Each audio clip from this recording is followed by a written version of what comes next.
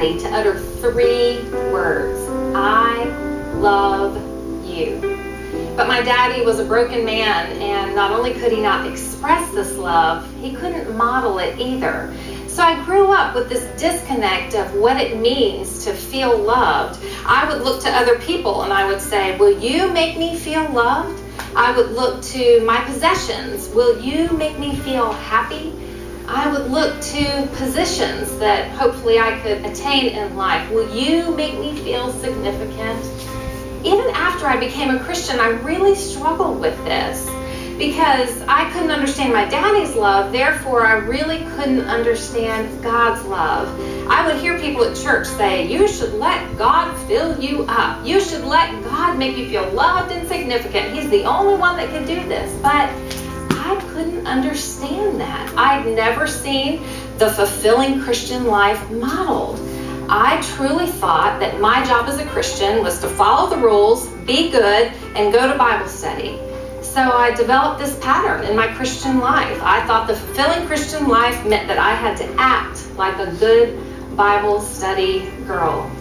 The problem with this is I'd head off to Bible study every week, and I don't know, maybe you can relate to this. I would get all spiritually filled up only to come home and have a complete meltdown over some kind of everyday life happening like this. One day I went off to Bible study, came home, my middle daughter had thrown in a whole load of her very favorite white clothes. At the last minute, her younger sister threw in 1 pair of pants, and what she didn't realize is that this 1 pair of pants had in the pocket hot pink lipstick.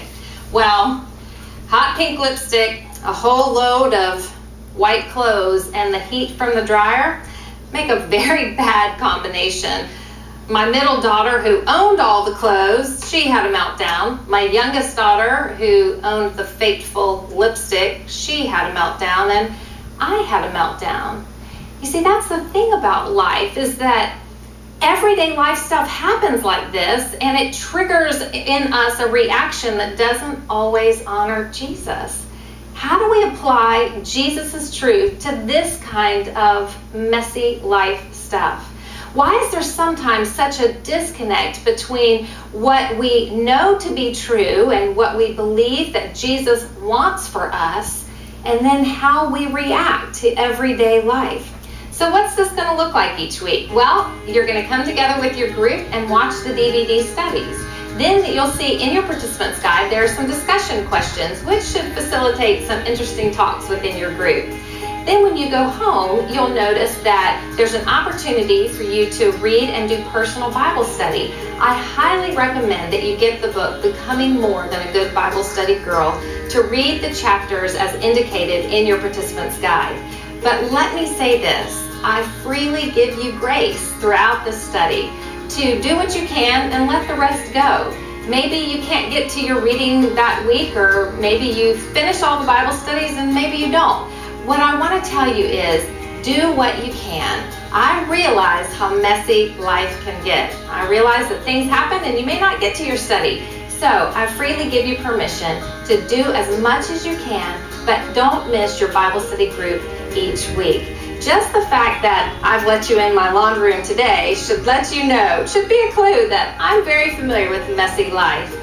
But that's why I'm so excited about this study, because I want to take this adventure with you to see what a difference it can make to really apply Jesus and His truth to our everyday stuff and kind of journey together as we become more than just good Bible study girls.